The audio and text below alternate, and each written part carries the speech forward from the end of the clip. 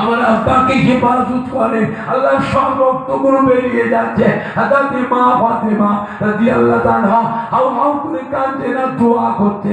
মা ফাতেমার মাথায় ওই সময় আল্লাহ একটা বুদ্ধি ঢুকিয়ে দিলেন। খেজুরের গাছের পাতা আগুনে পুড়িয়ে ছাই করে ওই ছাইটা দিয়ে কত জায়গাতে দিয়ে টিপিয়ে ধরলে আল্লাহর হুকুমে রক্ত পড়া বন্ধ হয়ে গেল। জোরে বলো, আর একটু জোরে বলো, আরো জোরে বলো। আরে দেখবে